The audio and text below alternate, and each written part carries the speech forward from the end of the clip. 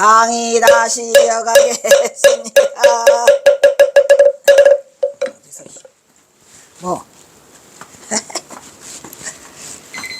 상관없어. 도시락 도시락 그러니까 싸가지가 없는 거지. 자, 그래서 서복이가 신시양의 노여움을 피하기 위해서 서복은 신선이 사는 산은 거의 다 도착했는데 커다란 상어가 나타나 방해하는 바람 때문에 상륙하지 못했다 라고 둘러댔다. 그러면서 뛰어난 궁사들을 주면 다시 가서 불로초를 가져오겠다고 말했다. 신시양은 또다시 사람들과 재물을 줘 서복이 불로초를 구해도록 했다. 그러나 결국 서복은 중국으로 돌아오지 않았더라. 어떻게 구해? 불로초 같은 소리하고 있네. 그러나 중국의 삼국지와 호안서에는 서복이 단주, 지금의 타이완 또는 이주, 지금의 일본에 도달했다고 기록되어 있으나 한국에는 서복이 지나갔다고 전해지는 장소가 여러 곳이 있더라는 얘기가 많죠. 여러 곳이.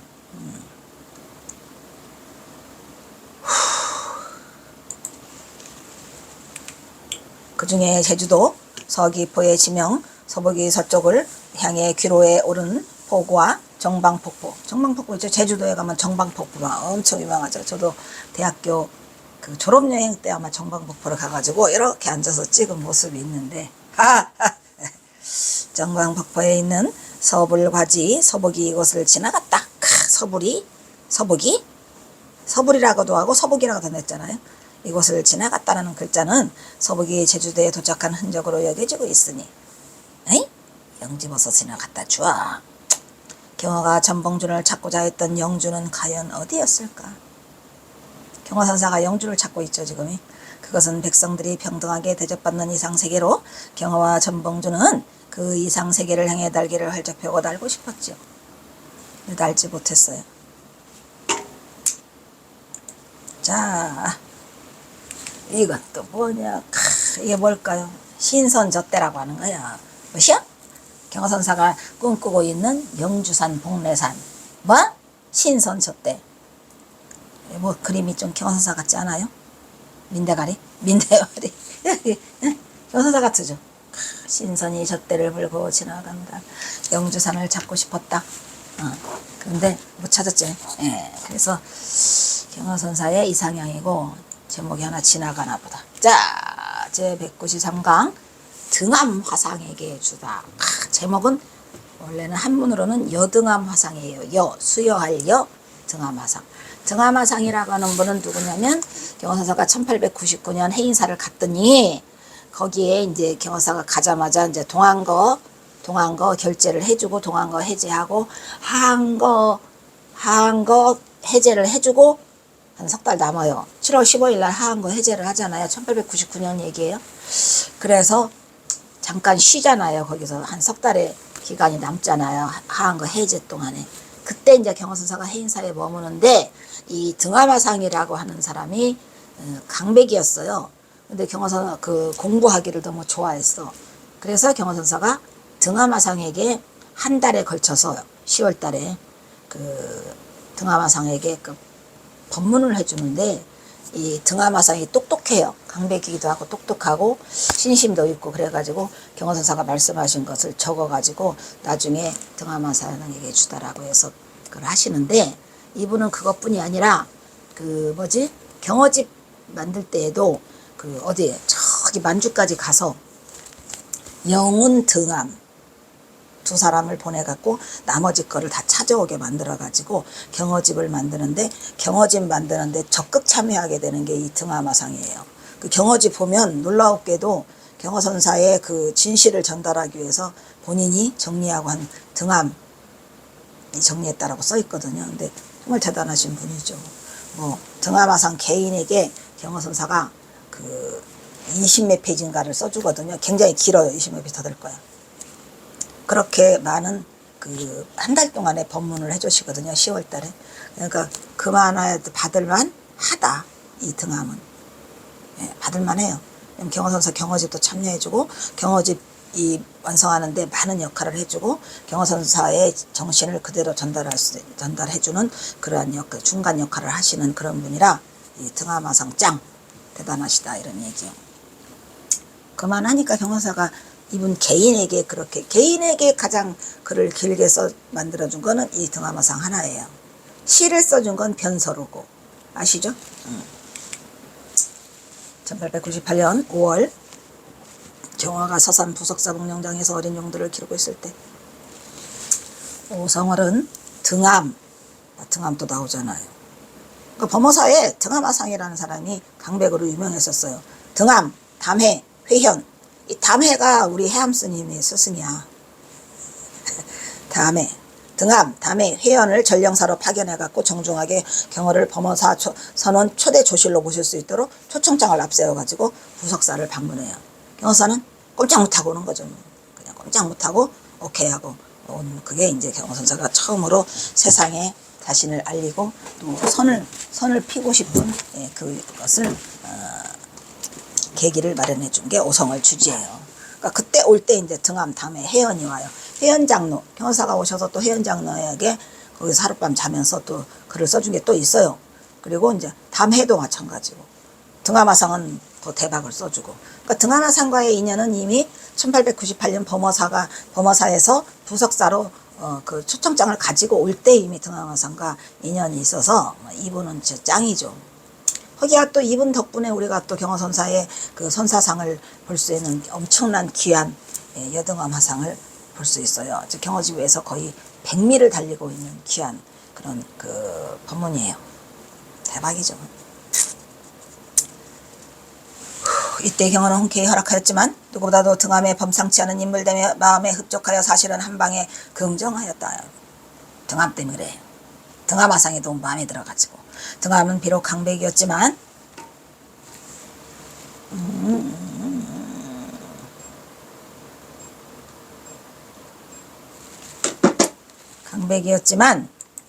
뭐더라,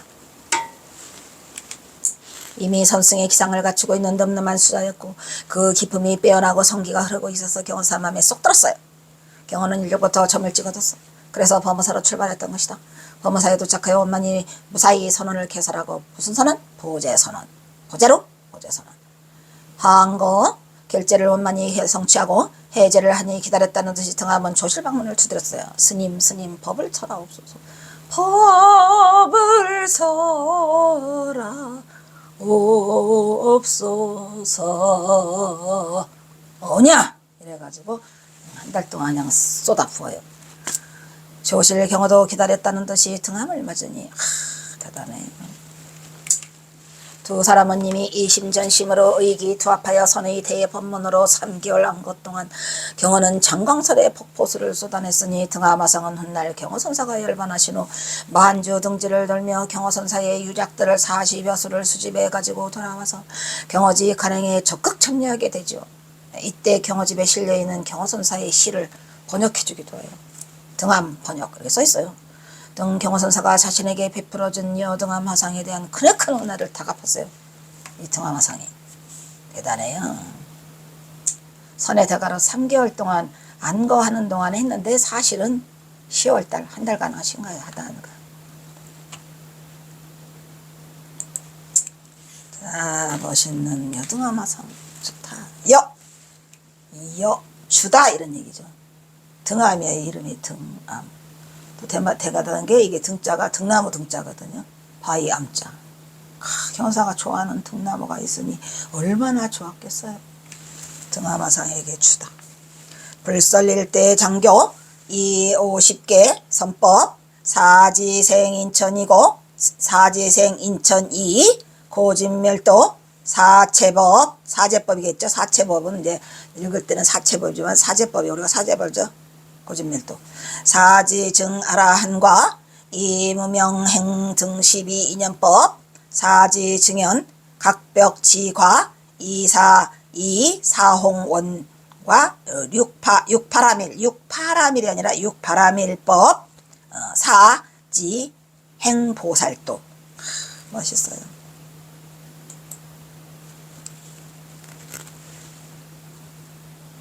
하나하나는 못하고 부처님께서 일대 장교를 설하시고 5개와 10선법 등을 하시고 인천에 선과합을 고진멸도 이거 하는 얘기니까 뒤로 돌아서 그냥 바로 이어가겠습니다. 자, 그랬죠. 부처님께서는 일대 장교를 설하시고, 일대 장교가 뭐죠? 일대 장교 58교라고 하죠. 58교에 아니에요. 5가지 시대로 나눠서 8개를 말하는 거죠. 58교를 설하시고 5개를 말했어요. 그죠? 5개 뭐죠? 살도운망추, 십선 이상. 그 다음에 법으로서 인천에 나게 하죠. 5개와 10선을 잘 지키면 인천이야. 인천만 나도 어디야. 그죠? 딱 그런데 우리 살아가는 사람들 보면은 다시 인천에 나기는 쉽지 않을 것 같아. 뭔 놈의 죄를 그렇게 많이 지냐 인간들아. 그 다음에 고진멸도. 고진멸도가 뭐죠? 사성제. 아까 사성체라고 나온 거. 사성제. 고진멸도의 사제법으로서 고진멸도를 잘 통과하면 뭐가 돼? 아라한. 5개 10선은. 우리 5개 10선이라도 어떻게 해봐요. 살도운망주. 이게 쉽지는 않아. 근데 인간들이 쉽기도 하지만 어려울 것 같아. 그냥 살땡하고 도둑질하고 음행하고 다 하고 자빠져 있어. 망언하고, 그죠? 술 마시고. 오 마이 갓! 이거 어려워. 살도운망주 5개와 10선을 지키기가 쉽지 않단 말이에요. 그렇게 해야 인천에 되고, 인천. 사람으로 간신히 태어나. 인간과 천상. 그리고 고진멸도의 사제법을 통과하면 아라한과. 아라한이 돼도 어디요? 아라한. 나한이죠, 나한. 그리고 무명행 등 12연기법 아시죠? 12연기법. 무명, 행식, 명색, 유깁, 촉수, 애취, 생도사 등의 12연기법으로서 뭐가 돼? 그러면 12연기를 통과하면 성문, 영각, 보살, 그렇죠. 연각과 벽집을 하죠. 벽집이 나한이야. 나한을 증득해 하시고 사홍서원과 육바라밀법으로서 보살도를 행하게 하시고 사홍서원 되게 나오네. 우리 경허스님 박사네. 그지? 사홍서원 중생을 다 건지오리다 번뇌를 다 끊으오리다 법문을 다 배우리다 불도를 다 이루오리다. 좀 어려울 것 같네. 이거 불도까지 언제 이루어. 인간들 보면 이것들 언제 다 해. 어쨌든 사홍서원과 육바라밀 보시지계 인욕 정진 선정치. 아이고 언제 다 해. 보시지계 인욕 정진 같은 소리하고 자빠져 있네 그냥. 보시도 못해. 보시 제일 쉬운 지계 같은 소리하고 있네. 지계 어떻게 지계를 지켜. 인욕 아이고 젤 않는 게 인욕이야. 그냥 아주 지랄해. 그냥 참을성이 너무 없어요. 정진 선정치에 오냐 이걸 했어. 보살도를 행하게 하시고 뭐야 이게 성문영각 보살불. 어쨌든 부처님께서 일대 장교를 설하셔갖고 이렇게 했다 이런 말씀이죠. 일대 장교는 8만대 장경이지 뭘. 58교를 행하셨잖아요. 아이고 우리 부처님 대단하셔. 부처님 같은 분은 다시는 나타나 이 세상에. 이때 우리가 인간문 받았을 때 어떻게 좀 참고 해가지고 마지막 제가 이 경어집 끝나고 난 다음에 막차를 탑시다 하려고 그래요. 막차를 탑시다. 내가 임재록 뭐야 이게 임재록 운문록 백장록 조동록 뭐냐 또 벽암록 무문관 뭐 이거 해서 그냥 통틀어서 한번 총체적으로 한번 해볼까 하는데 막차 한번 타야지 어떡하겠는가. 아유 우리 부처님 뭐 이렇게 복잡하게 하시더니 경허스님은 또 이렇게 복잡하게 쓰셨어요 라고 하려고 했더니 안 복잡해. 이게 가장 간단한 데 쓰죠. 아시겠어요 여러분? 5개 10선 됐죠? 기본적으로 그건 해야지 인천에 나지. 고진밀도 더 나아가. 사제법 아라한 무명 행식도 12연기 영각 벽집을 사홍서원 육바라밀. 언제 사홍서원과 육바라밀 그럼 보살되게. 어쨌든 이거는 부처님께서 설하신 거예요. 잘 한번 행할 수 있도록 도전할 수는 있는 거지. 경어는 여기서 유의법과 무의법을 들어 설하고 있는데 이것은 바로 경어선의 근본인 중도불이를 의미하는 자리로서 경어는 자신이 적한 본래 면목을 바로 털어내 보이고자 슬슬슬슬 준비를 하고 계신 거죠. 끄집어내는 거예요. 왜? 교부터 끄집어낸다니까. 우리 경어선사의 위대함과 특징이 뭔 줄 알아요? 여등하마상 등하마상에게 한 달간 설하시는데 첫 마디가 부처님께서야 오냐? 그래서 경어선사는 대단하세요. 아시겠죠? 선한답시고 껍적대기는 개뿔. 그래서 선교일치 교선일치 아주 싸우고 있는데 어쨌든 경어선사께서는 항상 교선일치를 하시더라 이런 말이에요. 내가 본 경어선사는 그래요. 나도 그래요. 나도 그래요. 진기조사설 안 할래. 근데 어찌됐건 이 경어선사가 그 부처님을 생각하는 마음은 굉장히 대단하셨던 것 같아요. 여기서 경어는 유의법과 무의법을 했죠. 이때 등하마상은 범어사에서 수행하고 있던 선승이야. 사실은 선승이라고 말하기는 내가 그냥 선승으로 붙여준 거야. 원래는 선승이 아니고 뭐야? 강백이라고. 근데 가만히 보면 이 선에 많이 와닿아 있는 분, 우리 그 누구야? 영호당 박한영도 강백이잖아요. 그런데 선에 많이 와닿아 있었고 재산정원도 마찬가지예요. 재산정원은 뭐예요? 개율승이에요. 율승의 1호잖아. 그런데 선에 많이 가까워 있었죠. 그래서 이런 분들이 있어요. 그러니까 그래서 경어선사가 그럼 등하마상에게 경어선사가 선을 설했을까요? 교를 설했을까요? 당연히 선을 설해요. 근데 처음 출발을 이제 교를 말씀하셨죠. 자, 그 다음에 선의 경지가 어느 정도 무르익은 등함에게 곧바로 최상승선의 직설법문으로 바로 들어가요. 바로. 그러니까 교는 조금 부처님께서라고 이렇게 운만 띄워놓고 그 다음부터는 다 선을 얘기하고 있는 거예요. 선의 진수를 막 폭포처럼 쏟아내요. 이때 등함은 범어사에서 수행하고 있던 선승으로 등함찬운이요. 이름이 뭐예요? 등함찬운, 찬훈, 등함찬훈, 회현석전. 아까 회현 스님이 했죠? 회현당, 회현장로. 그분은 법명이 석전이에요. 그 다음에 혼해강백, 혼해는 안 나왔어. 그 다음에 성월일전, 저번에 말했죠? 성월 스님은 법명이 일전이에요. 그 다음에 담해, 그러니까 혼해, 담해, 화월 등이 경어를 초청하기로 했어요. 경어선사를 초청하기로 했죠. 그래서 여기서 지금 혼해, 담해, 이게 해자 돌림 있잖아요. 우리 외할아버지도 여기에 있어요. 에이, 그래서 경어선사와 같은 그 맥락을 같이 하고 있거든요. 해자 돌림이에요. 요때가 지금 이제 그 다음에 그 범어사 출신이거든요. 그러니까 범어사 출신들이 혼해, 담해, 뭐 해자 돌림이 있어요. 에휴. 경어는 20년의 오랜 침묵을 깨고 선의 종장으로서 그 모습을 세상에 드러내게 돼요. 누구 덕분에? 오성월주지 덕분에.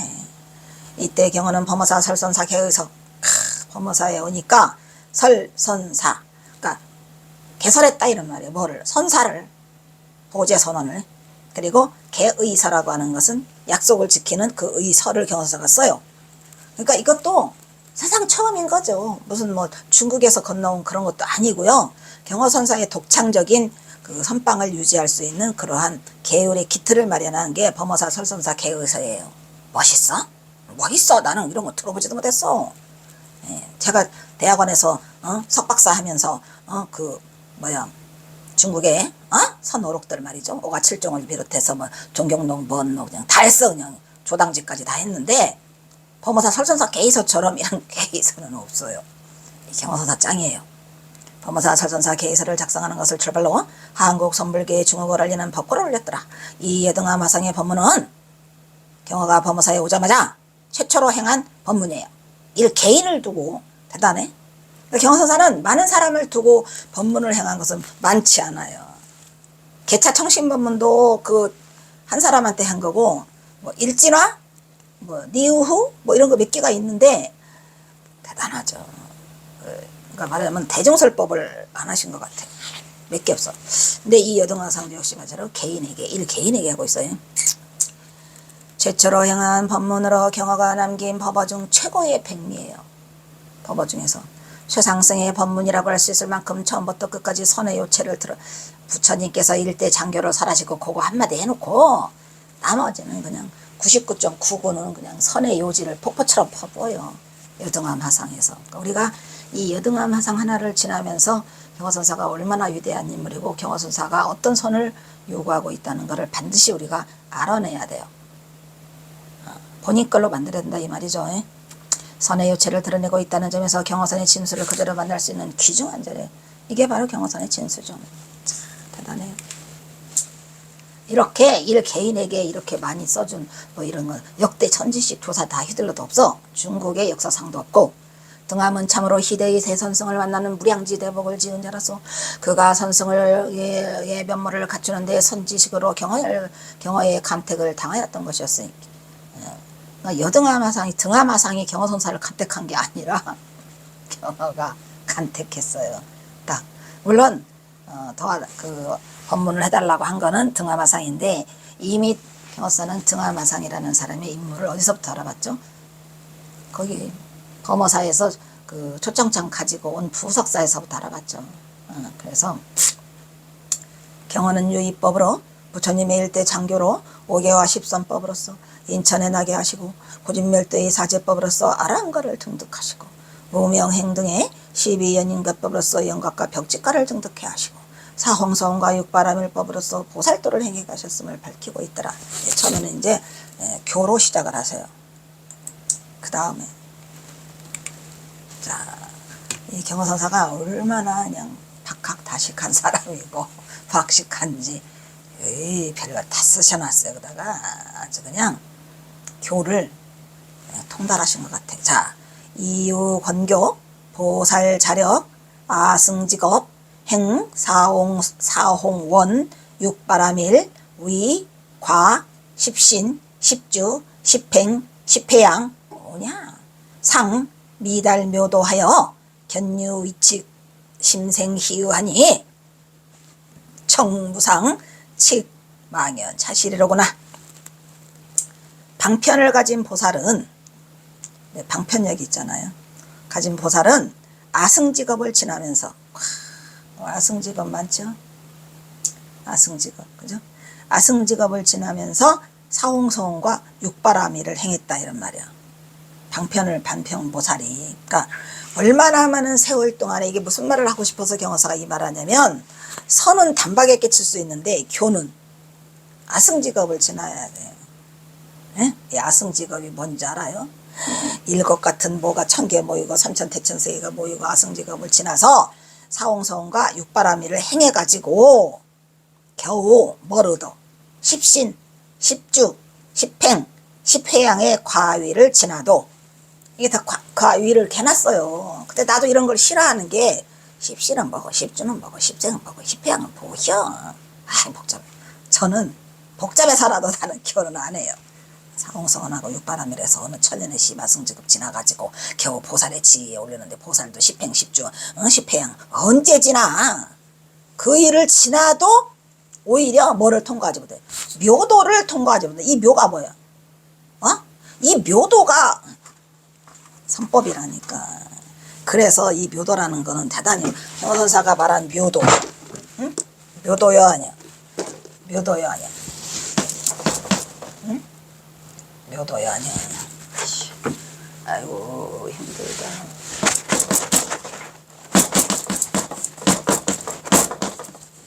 이 묘도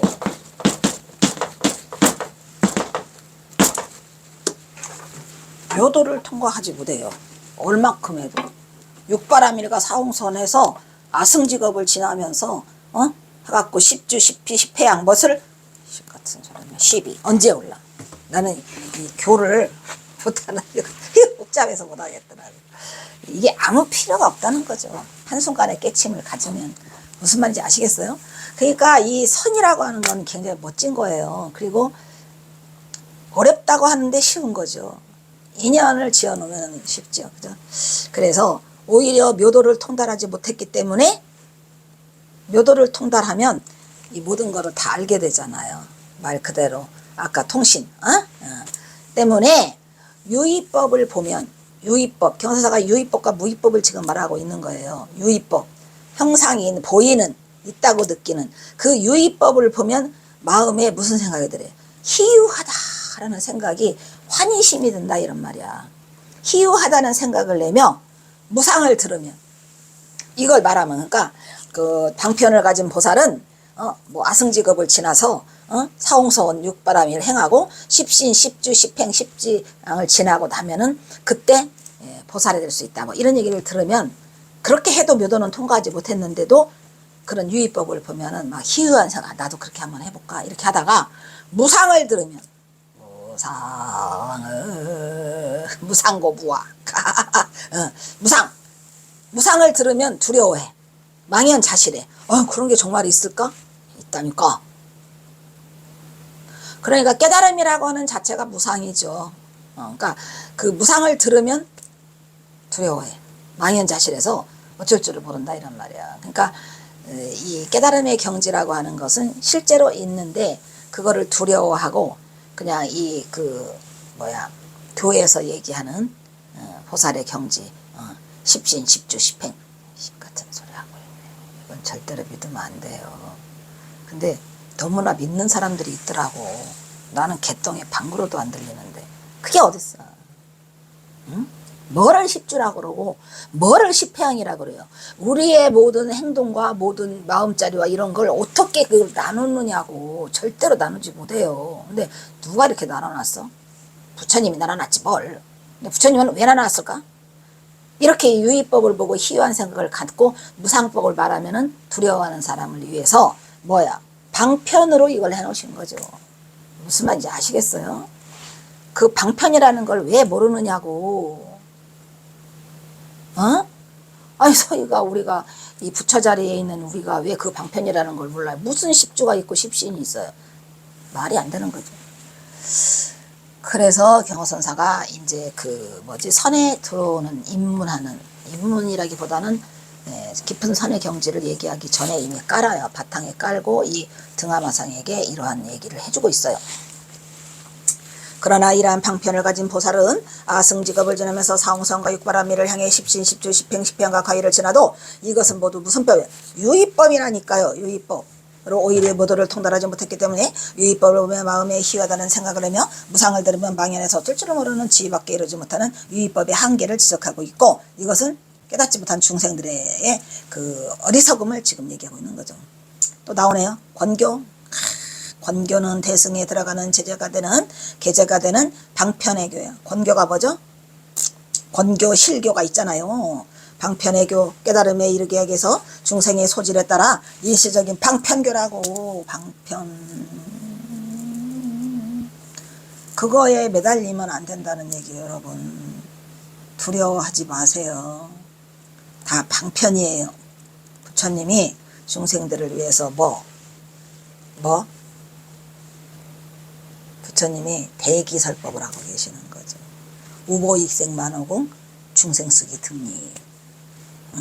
우보는 엄청나게 많이 내려요. 근데 중생이 그 근기 따라서 지 깜냥 따라서 받아먹는 거야. 그러니까 그것은 방편이다 이런 말이야. 권교는 대승으로 들어가게 되는 방편의 교야. 방편교. 아시겠죠? 깨달음에 이르게 하기 위해서 중생의 소질에 따라서, 소질은 뭐야? 소질이 있냐 없냐가 아니고 깜냥에 따라서 일시적인 방편으로 사는 가르침으로, 거기에 교가 무슨 교가 있어요? 권교가 아함경, 방등경, 이게 초기불교야? 그렇죠. 초짜죠. 말하자면 초등학교, 유치원. 제일 유치원이 뭐예요? 아함경이지 뭐. 아함경이 맞지마니까야 라고도 하잖아요. 아함경. 맞지마니까야, 디가니까야, 쌍류따라니까야, 그 니까야들을 우리가 아함경이라고 그래요. 방편이에요. 방등경도 마찬가지. 반야경까지도 말해요. 반야경, 반야신경, 반야 600부라고 하죠.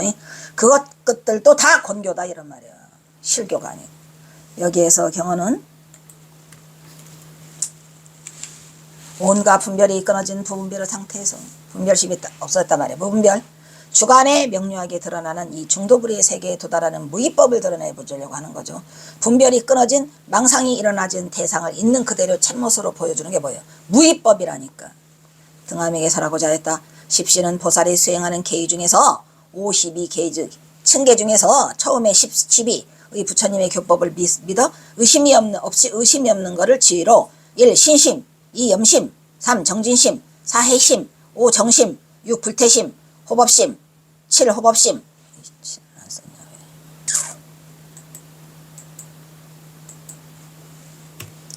7 호법심, 8 회양심, 9 개심, 10 온심.